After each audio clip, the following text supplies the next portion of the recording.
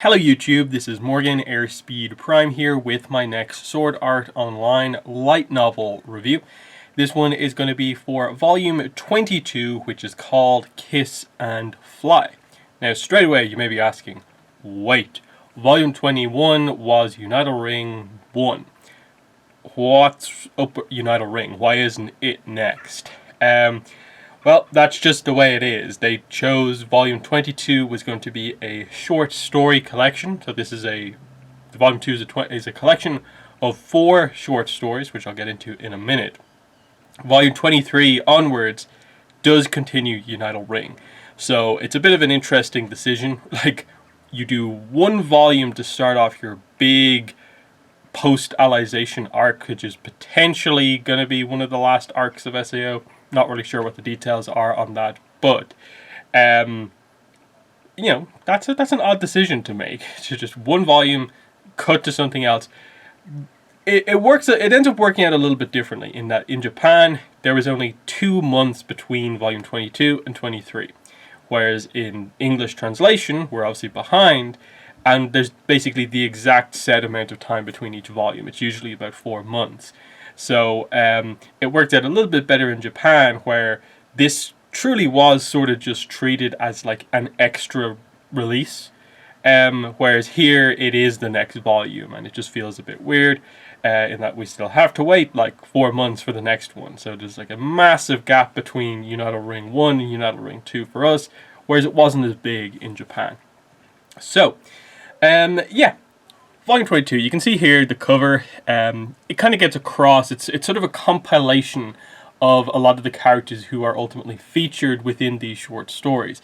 So you can see there, you have Aincrad era Asuna, you have Lifa ALO, you have Yuki ALO, you have Argo from Aincrad, and then you see Kirito's only sort of a small picture down here, and then there is Sachi actually right there. So very odd selection here. So the stories, let me just open up the kind of listing here so I get this all right, trying to say it right at the start here. So the first short story is called The Day Before. This is set on the 22nd floor of Aincrad, October 2024. The second short story is called The Day After, and this is in Alfheim Online, June 2025. Now, the titles there are interesting in that the stories are sort of linked thematically a little bit, in that they're both sort of Kirito and Asuna stories, but they just focus on something sort of, slightly different. But, that's sort of our Kirito-Asuna relationship stuff across those two short stories. One obviously set during the first arc, one set during this was after the second arc. The third story is called Rainbow Bridge, and it's set in Alfheim Online, July 2025. So the third story is set like a month after the first story, and again, that story links into a lot of other stuff. The final story is the longest story in the book, and in my mind the best. It's called Sister's Prayer, and this is set mainly within the game Serene Garden, May 2024, but it's also set in another online game as well, which I'll get into later on. So the idea behind this collection of stuff is that these are all short stories that were released alongside the DVD and Blu-ray releases of Sword Art Online. So none of these stories are particularly sort of new necessarily, especially for both when they were released in Japan and when they're being released now in English. So a lot of these stories are like 7-ish years old, give or take, depending on like which one it is and stuff like that. So they're all sort of meant to be sort of a little bit of an add-on to this arc, an add-on to this story. So that's the way it works, where, the first story is meant to be more of a setup to, it's basically in between Kirito proposing to Asuna and them actually getting married, this story takes place. The second story takes place after a few months after Asuna is saved from Alfheim Online, the second arc of the anime, of course, and it deals basically with the idea of Asuna experiencing these sort of dissociative moments while playing ALO, where she suddenly can't move her avatar for a few moments, and it's discovering what is causing that, and it's kind of interesting. Rainbow Bridge is a very interesting one in that it is, if you've seen Extra Edition, the anime recap thing that also has a little bit of original content in it, they show a quest that involves the Kraken towards the end. And basically, this story picks up immediately after that. That quest continues on, and they explain like the next stage of that quest, and also sort of set up the stage for, if we ever go back to really going into like them trying to complete the major quests of ALO, the game, here is sort of what the true end game of ALO is going to look like. And that's probably one of the more interesting world building parts from that story. Sister's Prayer, the final story, is focused on Yuki and her sister, Aiko, or Ran as she goes by in game. And it is basically a prequel for Yuki before you get, I suppose, properly introduced to her in the Mother's Rosario arc. So this is covering her, as part of, the Metacuboid program, basically the games that she played before she started playing ALO, and sort of how she was introduced to the more sort of fighting and action game side of things. Really, really fascinating story.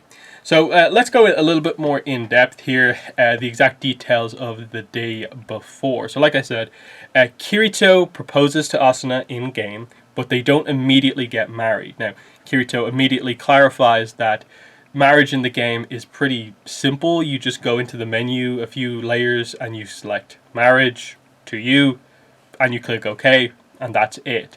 And so he's kind of like, we obviously can't have a giant ceremony given everything that's going on, but I'd like there to be like something related to it.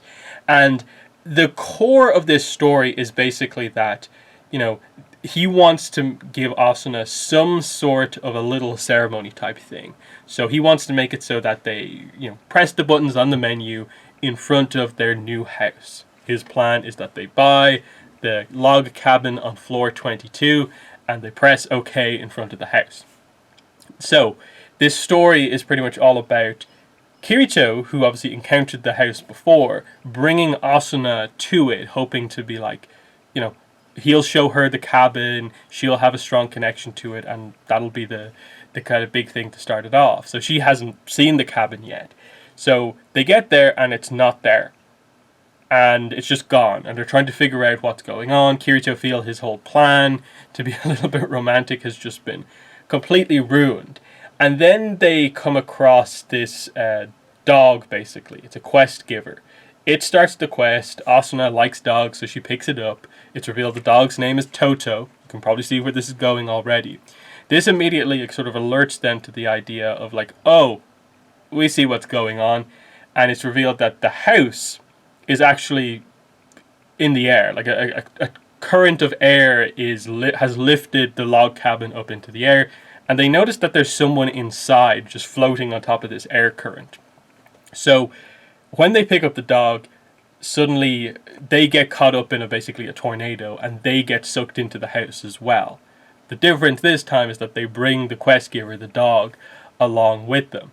When they get inside the house, they realize that the person who's there is Argo, and Argo explains that the reason she's in there and stuck in the floating house is that she was so quick with her agility that she got into the house before the dog, and so the quest is sort of just stuck for her, basically.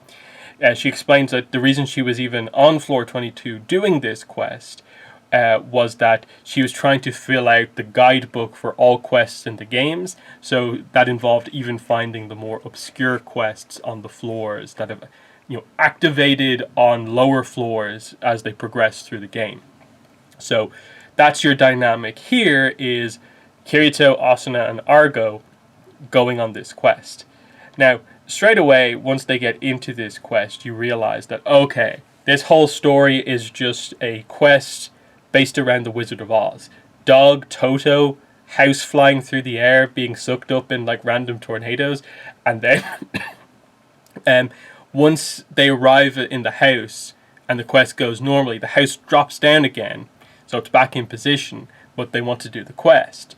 And the dog suddenly brings them to the other, people involved in the quest. And of course, it's the Scarecrow, the Tin Man, and the Lion, the Cowardly Lion.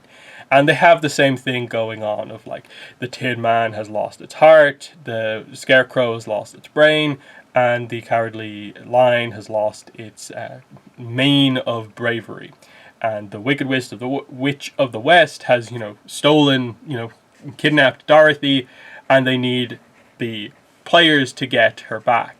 And so they set up the stage that, okay, to do this quest, 4 icons pop up in the map. One is the location of the Wicked Witch of the West, the boss, basically. The other 3 locations are the locations of the heart, the brain, and the mane of bravery, courage. Now, this is before the whole Wizard of Oz thing is properly brought up within the story.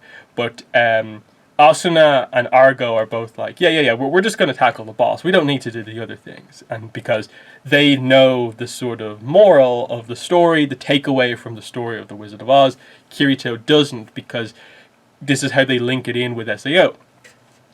Kirito, as you see, it's from his perspective. He's trying with the whole wedding thing, trying to create a bit of a fun kind of thing for Asuna, so that they'll remember their marriage more than just pressing a few buttons on the menus. But he also sort of doubts himself a lot about, he questions the idea of, marriage in these games, and that, it's a pretty like normal thing in game, and that it doesn't mean as much as you think. But he, not being the best communicator, has always struggled with that. And now in this case, even though we know as the audience that there's so much more to Kirito and Asuna's relationship than just a sort of, gain the benefits of being in an in-game marriage type thing, it's actually love. Kirito sort of questions like, is it love? How do I know if it is or not? Because like I've never felt this way before. He's going on this sort of quest here, trying to find, something that will tell him for sure that it is, true love. And so we go through the whole journey. They get to the place where the Wicked Witch of the West is, and the way the boss battle pans out is basically as follows. The Wicked Witch basically paralyzes everyone in the room immediately, except, first of all, the Cowardly Lion. And the idea, of course, is that, initially Kirito's thinking, wait, if we had gone to the location and got the lion its mane back, it would be brave enough to snap us all out of it, because they kind of say that the roar of a lion can break the paralysis. But the lion, even without the mane, does it. A little bit of inspiration from the dog gets the lion to roar, snaps them out. And then basically the same thing happens with the Scarecrow and the Tin Man. Of like, it's the idea that, they had what they were missing within them the whole time. And so there was no need to collect this item that apparently represented, those inner sort of feelings and, strength. And by the end of the story, they defeat the Wicked Witch, they save Dorothy, they complete the quest. Great. It's all about Kirito realizing that he didn't need to sort of find something that proved his love to Asuna, that it was there the whole time, and it was just, connecting the 2 ideals of those stories, the Wizard of Oz and everything else. And of course the girls realized the whole time that, knowing the story of the Wizard of Oz, they didn't need to go and get the brain of the Scarecrow, because it didn't mean anything. It was theirs to kind of prove the whole time, and it's the same with Kirito. So it's just we end the book with the idea that Kirito just immediately, uses this as a kind of nice moment of just opens up the menu and sends the marriage request, then and there. because he realizes his love then and there.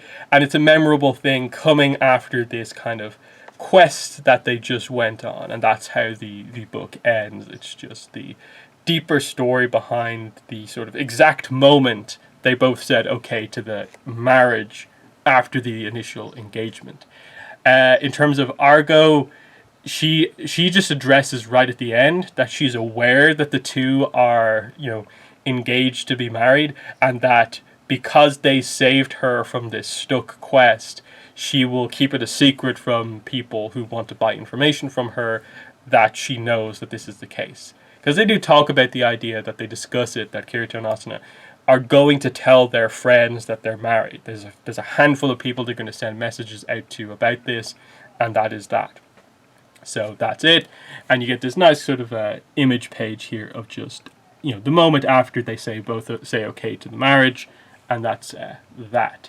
So then we move into the second story, the day after. Like I said, this is set during ALO, relatively shortly after the events of the second arc of the anime, the one where Kirito, of course, has to save Asuna, who is being trapped in the game with a handful of other players. We all know that arc. So this is kind of just dealing with Asuna, and everyone's still kind of recovering kind of after that. And basically we establish this idea that Asuna has been experiencing every so often in battle this sort of dissociation with her in-game avatar. It's just a second or two in the middle of a battle, she'll be in the middle of doing something and it just stops, and she just kind of feels something happening, a slight sense that she gets a little bit of a vision or a connection to something that she can't quite sense where it's coming from outside of the fact that it's coming from like above her. And so there's this whole time of like Asuna's kind of like, oh, I don't really know what it is. Am I just getting used to the new game, the new avatar within this game? Is it that?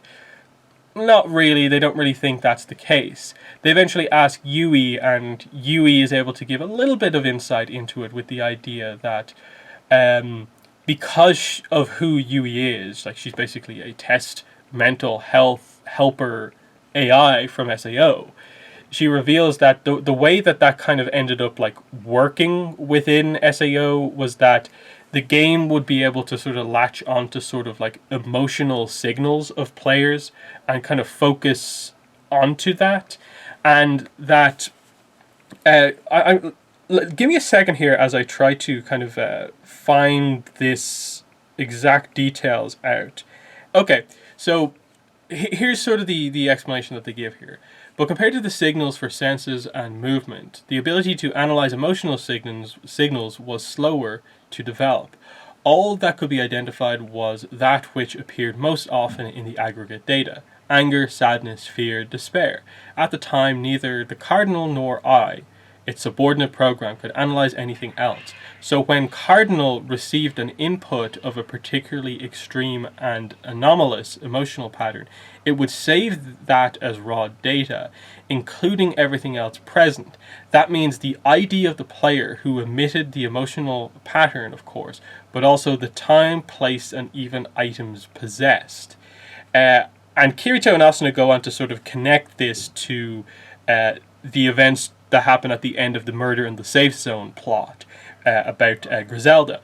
And she's like, yeah, after we solved the case on that hilltop on the 19th floor, we saw Griselda, the murder victim, standing next to the grave.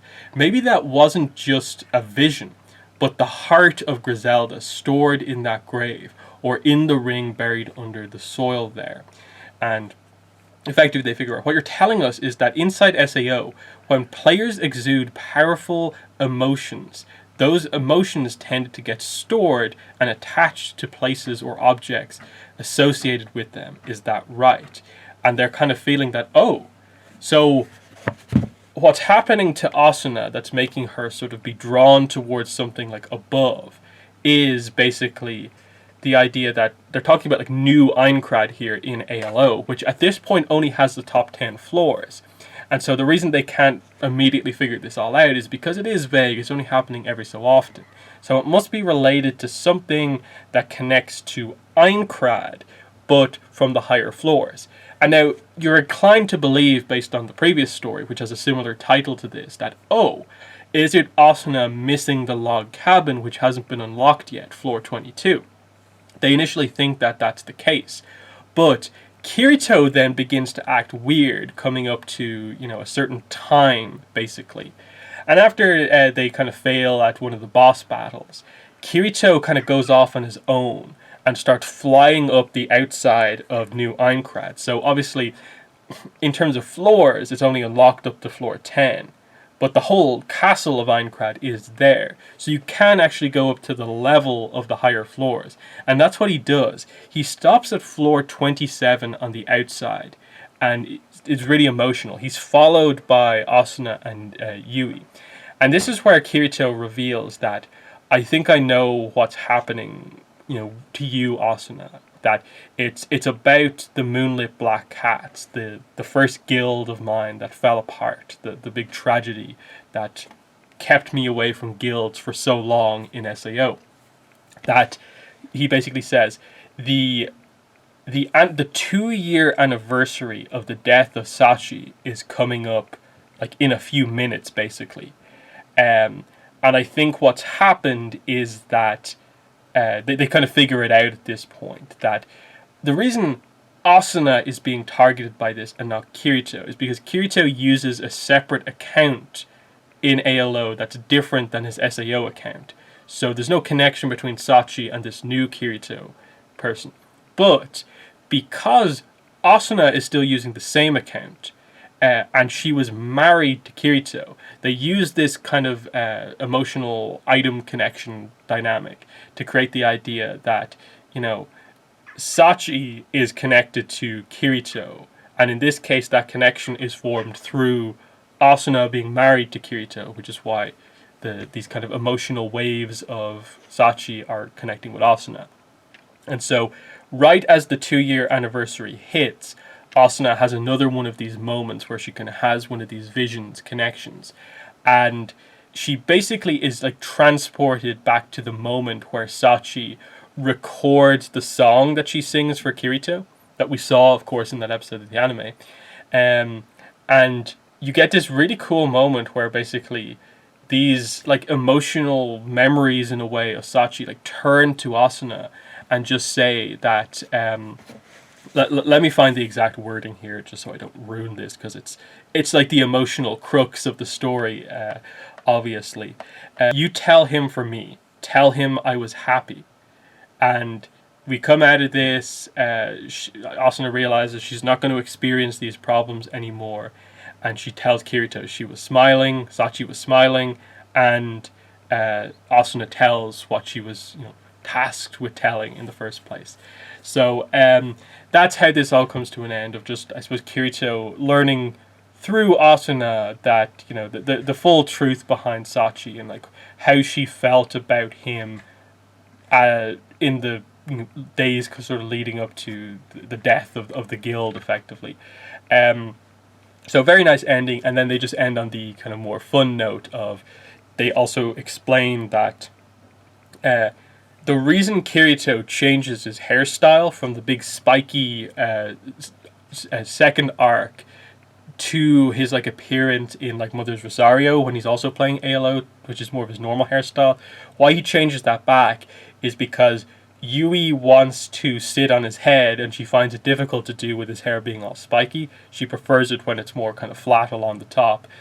So Yui is the one who basically almost like forces Kirito's hand to change his hairstyle.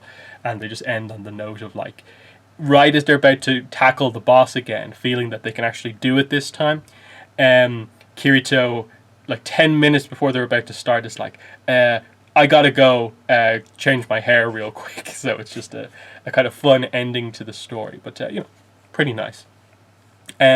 Story number 3 is Rainbow Bridge. It's obviously set in Alfheim, July 2025, so about a month after the previous one. And like I said, this is set before the Calibur arc, so the arc where Kirito gets Excalibur, the sword, and it's set after the bit of Extra Edition, where they face the Kraken and then the Leviathan kind of sea god thing. They have that kind of quest. Now, it basically opens up with the immediate aftermath of that they're remembering this, and they're trying to remember, like, wait, what did those two, NPCs, what did they say to each other? Because again, you have to remember that this kind of weird plot going on where Kirito's group seems to be, every time they do one of the big world quests that relate to sort of the lore of the world of ALO, they get like a different branching path than almost like anyone else. Like that they're doing the true ending quest type thing. And so they try and figure it out again of like, okay, well, what happened here? There's no way that was the end of the quest. There has to be more to it, because it just ended with the egg being restored to one of the characters, and he said he was going to put it in a different location, and they're like, surely that second location has to sort of mean something. And so again, similar to the dynamic that we get in the Caliber arc of like, Lifa is actually surprisingly into Norse mythology, so she knows a little bit of kind of what they're talking about. And they just go through the sort of kind of gradual ways of them kind of like gradually figuring this whole thing out, and they realize after Kirito goes to see Sakuya, the leader of the Sylphs, and asks her some questions, and it's basically like, okay, this was where the previous chamber with the egg was, and he's obviously going to change it to a different location. Can you tell me what the highest and lowest points in the world are? And she's like, oh, well, obviously it's that, and then the highest point in the world is the tip of the world tree. So Kirito figures out that, oh, if we want to continue the quest, likely the way it works now is that we have to go to the top of the world tree, which obviously links into the second arc, and that's where sort of Asuna was being held, is like above the flight line of the game. Now, they do establish at this point the flight limitations are gone in the game, but they've still protected, the developers have still protected the area at the top of the world tree, Yggdrasil, by having now storms, like lightning storms and a layer of cloud, that even though you can fly right up there, you're basically going to die if you do it. But the team comes together, they want to do this quest because they want to advance things, they want to do these big quests together. So we get this the group of 5 characters. So it's basically Kirito and the 4 girls. So it's Silica, Elizabeth, Asuna, and Lifa. They are going to be the 5 to take this on, and Yui's there, of course. So they do this thing where like they establish Kirito has like died about 10 times investigating the game, trying to get through the thundercloud barrier.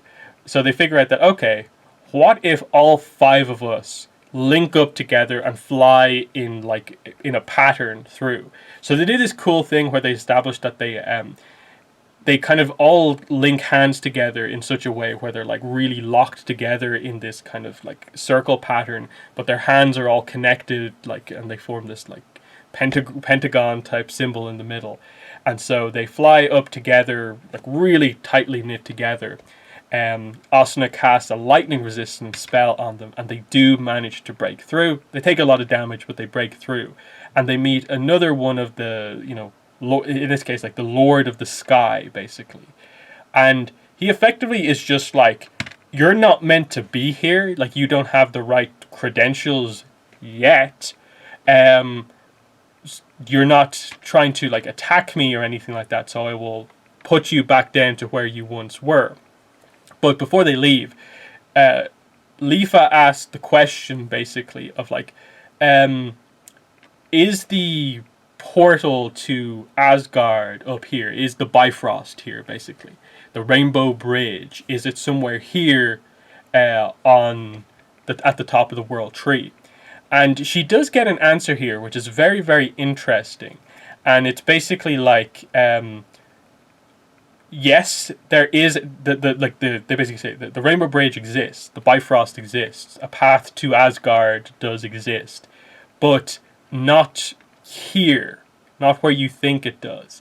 And eventually, later on in the story, Lifa figures out that, oh, yeah, in Norse mythology, the Bifrost is the thing that links Asgard to Midgard. Now, Midgard, of course, is the land of the humans. But the setting of ALO is that all the player characters are fairies. So what is the human world in that case? And that's where there's a really cool connection here. They establish that, oh,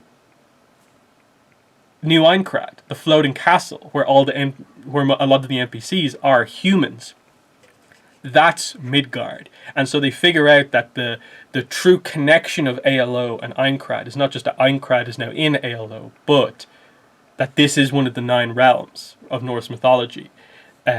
Midgard now exists within the game, and they kind of figure out that, oh, if we complete the 100 floors of New Aincrad, it's likely the case that the Rainbow Bridge, the Bifrost to Asgard, exists at the top. So it's this really cool dynamic that they sort of learn about in this story, that we're waiting to see, like, them get to the point where they tackle the top floors of New Aincrad, or really want to see what that is.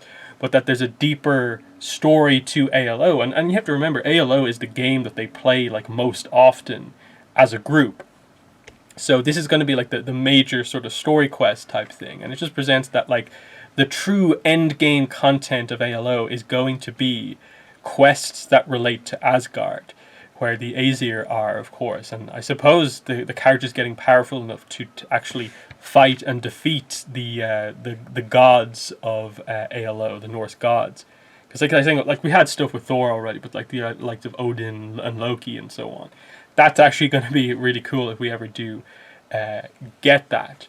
But that is the core of the story. It's very much like the story of the game of Alfheim is basically how this kind of ends up working out.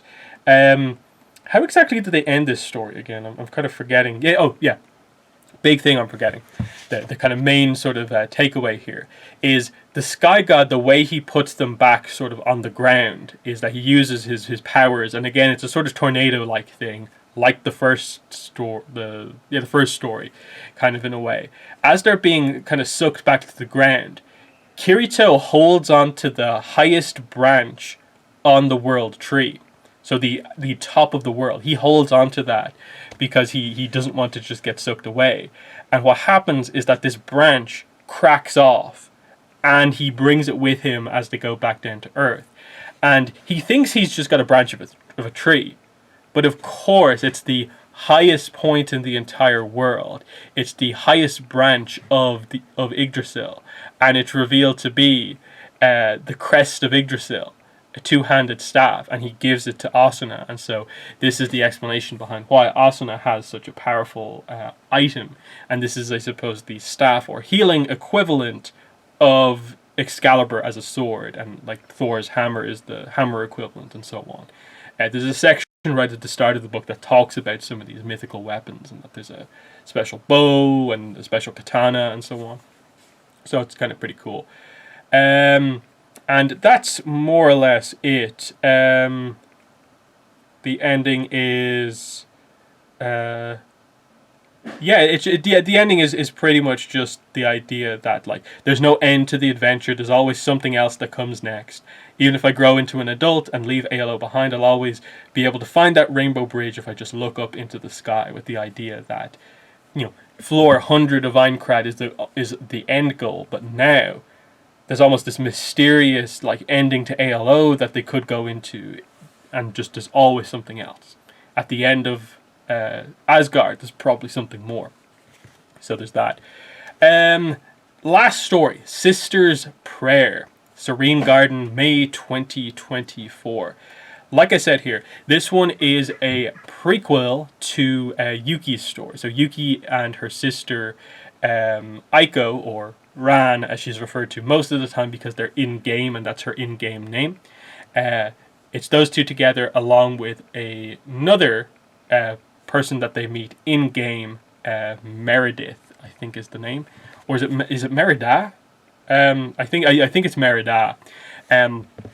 So the idea again is that this is before the formation of the Sleeping Knights. This book eventually leads to that. Basically, the ending is Ran, like Yuki's sister, being the one to actually come up with the idea of us two sisters had such a great time meeting you and becoming friends and having this, like, big bonding experience. Like, they're all, you know, in a similar position, where they're all ill, they're all using VR for sort of, palliative care, as we know about. Why don't we form a group where we can form these very meaningful friendships and use VR games as like the platform to make that happen? So we find out that Ran is the like first ever guild leader of the Sleeping Knights, and these are the first sort of 3 members of that group. As well as that, the other core of the story is just Yuki learning that she has these sort of skills and connection with VR environments to where she can be like a top level player, basically. So Serene Garden, as we find out here, is the main VR game that they play. They actually go as far to say as this game, you can only play this game if you sign up through a hospital and are part of basically the program where you use it for its sort of medical kind of purposes as a sort of palliative kind of care game. And we find out that, of course, Yuki's playing it, her sister's playing it. We find out like a lot of like elderly people are also playing it and having a good time.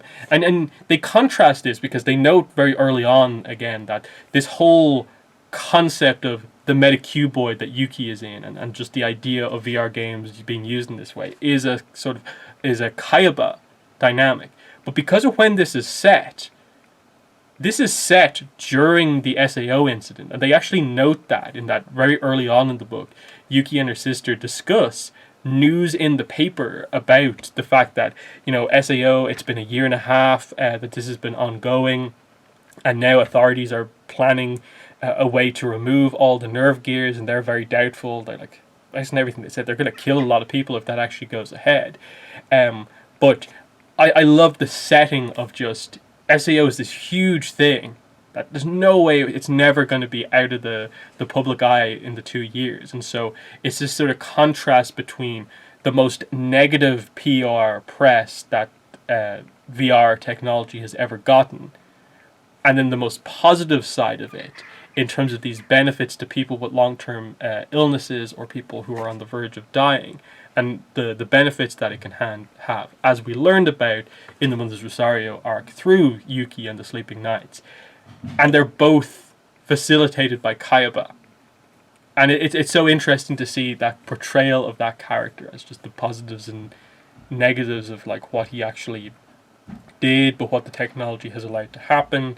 And like as we've gone through the entire series of SAO, what he put into motion, basically, leading all the way up to Fluct Lights, AI, Alice, and whatever we're going to do in United Ring, of course. Really, really interesting stuff. But they're playing Serene Garden, and Serene Garden is this... The way it kind of reads to me is that Serene Garden is sort of like almost like an Animal Crossing style game, where you kind of have a house, you can customize your house, you find collectibles and little items that you sell for money to upgrade your house and stuff like that. There's bug catching as a little bit of a side quest type thing, but there's no action in this game. It's just this visually like beautiful, fun, relaxing game that's mainly about collecting, which they describe a lot of the people who play it, again, because everyone who plays this game is someone who is ultimately in VR for like medical reasons. They all describe that like it's an amazing way to pass the time, and this style of game works really well for that sort of kind of recovery type thing, or like just helping with the process. But at one point, Yuki basically finds this really rare bug, but she doesn't have a net because she's not used to doing the whole bug catching thing in the game. So she actually does this really like agile thing where she like hops across these kind of stakes in a pond and grabs the bug with her own hands, right as this other player is like, oh, I was spending like an hour like building up to trying to catch that one, and you got it like straight away. And Yuki actually gives the bug over to this girl, and they form this friendship, and this is Merida. So the two sisters meet Merida, and they start their kind of friendship together. And she's, I think they describe like she's a year older than them.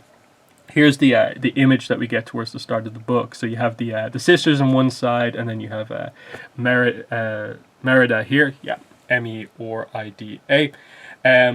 And she basically introduces him to the idea that she has played like other games as well. She plays this one, but she plays other games as well. And she basically prompts them with the idea of like, well, I think both of you would be very suited to more action orientated games, because she does a few tests and she describes to them basically the idea of like full dive conformity, how how much you adapt to virtual environments, and that Yuki is amazing at it. They describe the very simple test of in VR, stand on one foot and hold your balance. How long can you do it for? Most people can't do it for like more than a minute, but Yuki's able to do it for like minutes, pretty much as long as she wants, and ran roughly the same. So they're both very skilled and adapted well to VR. And ultimately, this is the whole idea of Kirito. If Kirito has a power, it's not just that they wrote him to be very powerful within the game. It's that he has a super, super high VR conformity that is one of the best that we've ever seen in the entire series. Yuki is probably the only character who has a higher adaptability to VR than Kirito does.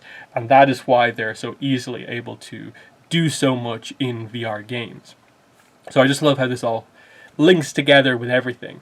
But eventually, what happens is that she proposes the idea that what if they also start to play this other game, and it's called. The game is Asuka Empire, which is a Japanese style MMO where you play as either a samurai, a ninja, or a shrine maiden.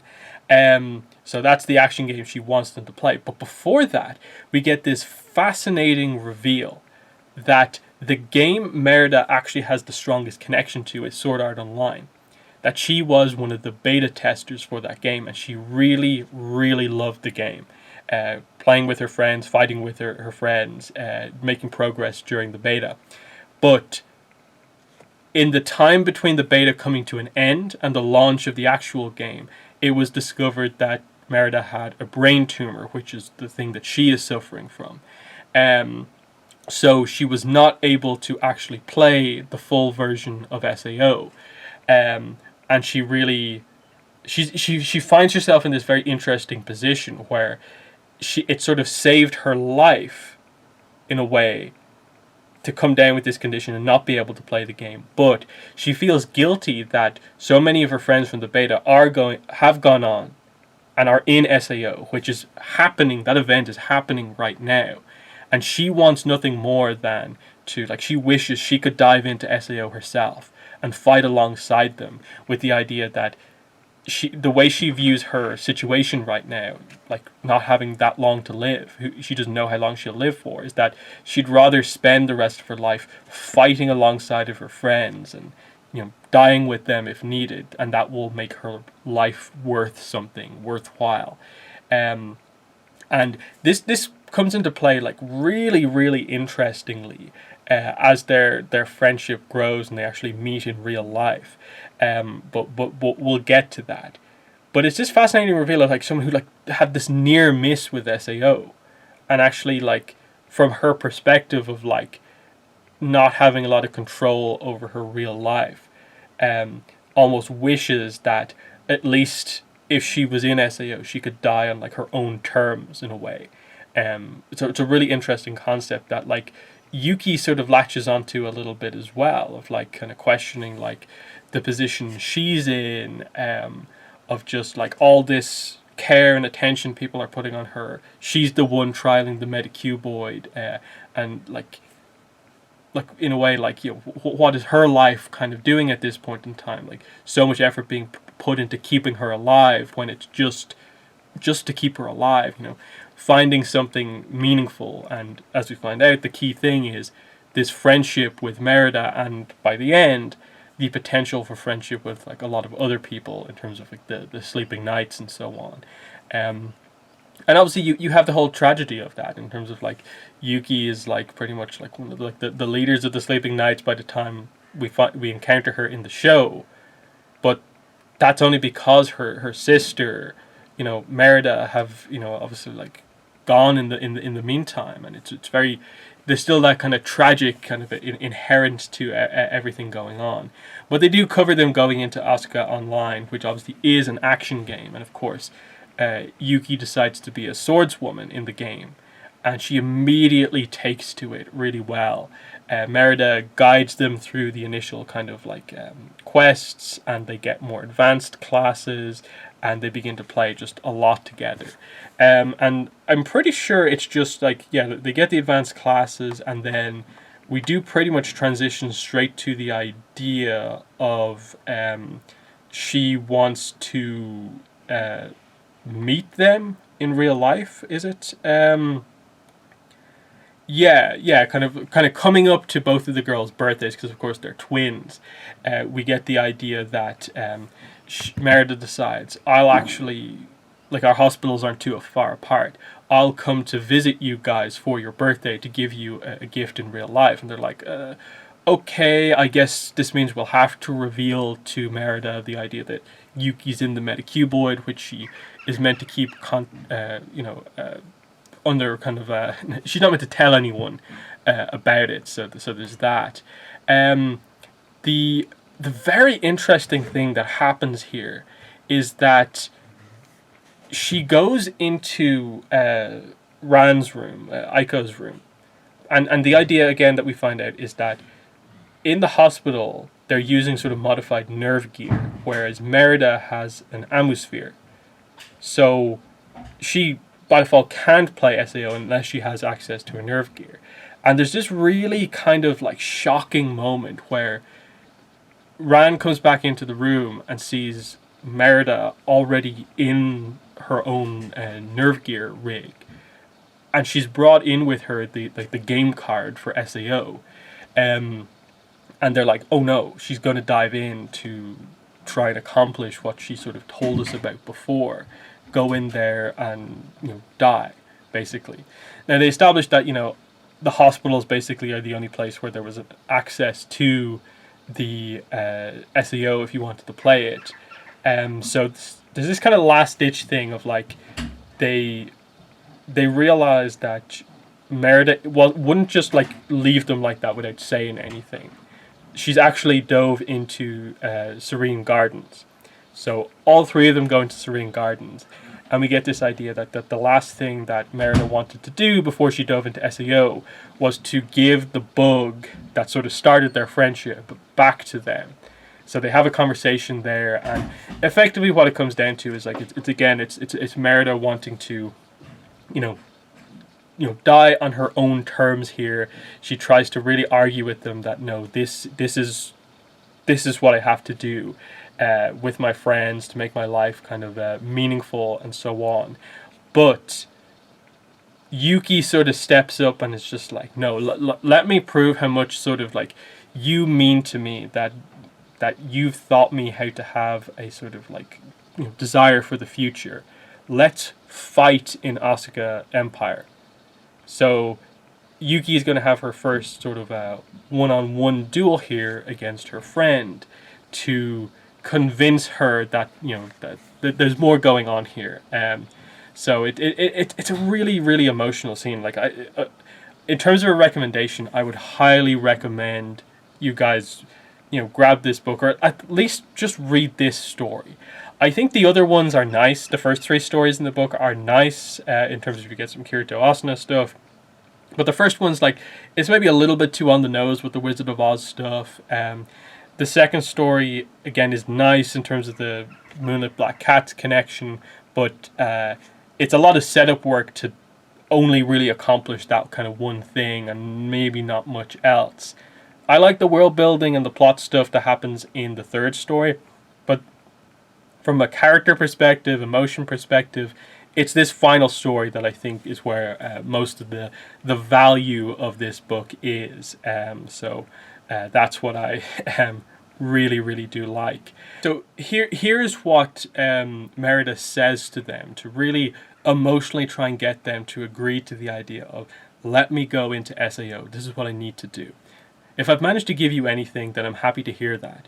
But what I really want is something I won't find here or in Asuka or in the real world. I want to fight. I don't want to wait in my hospital bed for the end to arrive. I want to use my own two hands to fight against something bigger than disease, like fate or the world itself, and burn up what life I have striving against it. Please, Ran, let me go. And this is where we eventually build up to Yuki kind of being like, go into Asuka Empire and fight me. I'm sure you'll understand after that.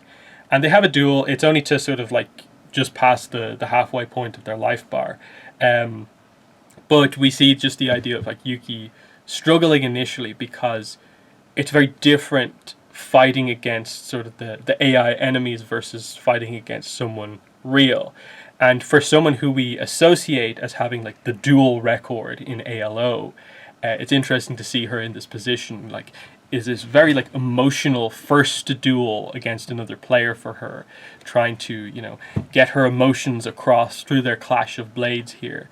And she struggles initially, but then is able to utilize her natural skill to actually beat Merida. And again, because it's a samurai in Yuki against Merida, who plays a ninja, she's using like kind of tricky moves, whereas Yuki's more focused on the kind of quick sword play. It's really, really good stuff. And yeah, it's this interesting moment because Yuki ends up winning, and eventually, you know, Merida does decide to not go into SAO because she says, I heard you, Yuki. I could feel how you felt through your sword, and not just your feelings about me. I felt all kinds of things from you. I'm not that smart, so I might not be saying this right, but your strength, no, something bigger than that. Your possibilities. There's so much that's packed inside you, Yuki. Your strength in the duel was just a tiny part of it. You are going to be so much stronger and bigger than you are now, to the point that people are going to know your name in all kinds of worlds one day. So there's that. And then, you know, after this, it all calms down. They do actually like meet properly, you know, in the real world. Obviously, Yuki's in the metacuboid, so they can't come in, but they talk to her, you know, through the glass. And she does snap the SAO game cartridge in front of them, just showing that she's not going to in any way consider doing what she did before again. So that's a pretty nice, just emotional moment. And you know, right towards the end, they do bring up the idea that, you know, Rand decides the idea that they're going to make the guild for all of them, that the value of their friendship that they just created here should be able to happen between much more people. So why not open up this idea of a specific guild for people to, you know, be sleeping knights, and to strive for more, you know, possibilities. Basically what happened with Yuki and Ran, of just the idea of like, Spring Garden is nice, but what about the people who do want to play more of an action-packed game and like find a little bit more meaning in what they're doing, that sort of thing. And the very end of this story is with the idea that the SAO incident comes to an end, and they say that this event happens about half a year after Yuki and Ran's 14th birthday, half a year after the Sleeping Knights were formed. So just keeping the timeline in mind with all of this stuff works pretty nice, and that is the end of the story. So overall, I definitely enjoyed this volume, reading it, but like I said, the only story that I felt had proper like true like substance to it, I think, was the last one, because it was so much more, I think, emotional than the other ones. I appreciated what they did in like the first story with linking the themes of Wizard of Oz with Kirito's feelings going into the marriage. That was nice, but it was relatively short, and I think the Wizard of Oz quest was a little on the nose, like I said. The second story I like in terms of where it gets to. The Sachi thing is quite emotional, but the build up to it with like, okay, I get it. You get a little bit of insight into, I think it's the eighth floor boss battle of New Aincrad. But it's a lot of setup, it's a lot of build up to basically just get across this kind of mechanic of emotions of players in the game being tied to objects, and that's what Asuna is experiencing to get to the Sachi connection. And that works. It's just like as a plot for a whole short story, I'm not quite sure just how well it worked. And then Rainbow Bridge I actually did quite like a lot in terms of just learning more about the overall story of ALO and what was going on. Like, okay, how Asuna got her staff, another legendary weapon, and just especially the connection of like Aincrad is considered like Midgard in the world of ALO, and the Bifrost being introduced as like this kind of almost like the actual end game quest of ALO, and the potential that like we might actually see them go to Asgard one day. That would be really cool to see if they ever got to that. But there's so much else to cover in SAO that who knows when we'll ever get around to actually telling those type of stories. But there's some nice stuff going on in that story, but it's the last story that it's really has the impact for me. So there are my thoughts on SAO Volume 22. I will be reviewing Volume 23, Untitled Ring 2, when it comes out, which I think is like 4 months from now. So yeah, we have quite a bit to wait, especially after like how interesting and intriguing the start of Untitled Ring was. It's a bit weird to have there be such a delay. Now, I think a lot of that does come down to, in the English release, the fact that they translate every SAO book, and there's no real priority for the main story, when there probably should be. I definitely would prefer them to kind of beeline getting volume like 23, 24, 25 out, rather than, also doing all the other side books and keeping them along the same path. But they obviously have their system, their schedule. So there have been my thoughts on this volume. In the comments, let me know what your thoughts were, but that's been the video. Thanks for watching, and bye.